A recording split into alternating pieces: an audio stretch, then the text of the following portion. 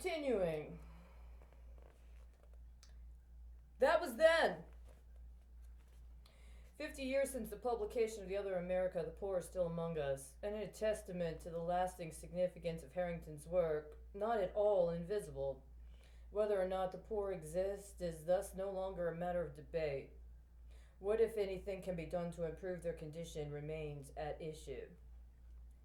In September 2011, the U.S. Census Bureau reported that more than 46 million Americans, nearly 1 in 6, were living below the officially established poverty line in 2010. It's defined by an annual income of $22,314 for a family of 4. Then he describes where the report can be found. In absolute numbers, it was the greatest number of Americans living below the poverty line since the Bureau began keeping such records in 1959, 3 years before the appearance of The Other America. The report revealed that some groups of Americans were particularly hard hit. For blacks, the poverty rate was 27%, for Hispanics, 26%. Residents of Rust Belt cities in the old industrial heartland of the Northeast and Midwest also suffered disproportionately. Reading, Pennsylvania, had the nation's highest poverty rate of 41.3%, followed by Flint, Michigan, at 41.2%. Age was also a factor, with young families overrepresented. According to census data, 35% of American children were being raised in poverty.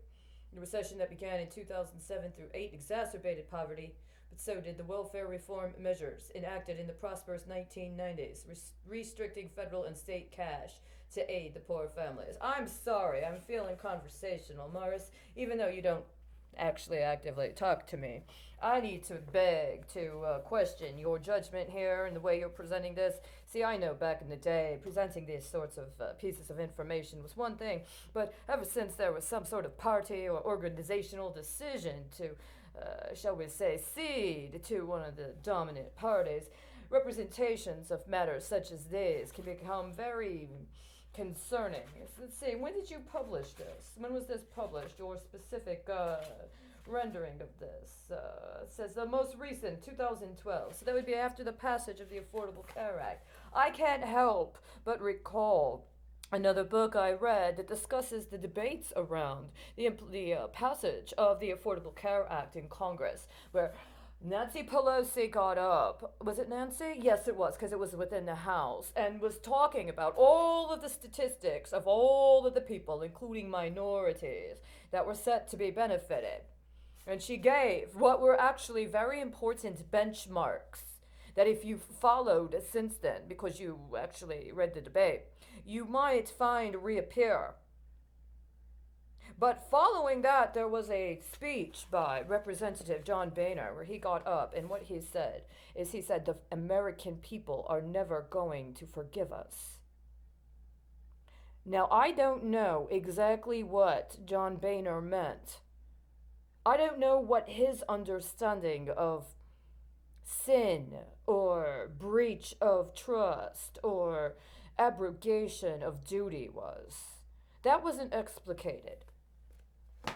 But I agree from my own perspective, at least with the sentiment of his words. And it's ironic because in this one paragraph, you pretty much sum up both of them. Isn't that the ironic thing about people like us? When they want to talk about lesser evilism. I've contended for a very long time that when you don't give me actual options that I can consider, it's not about saying I have a right to choose.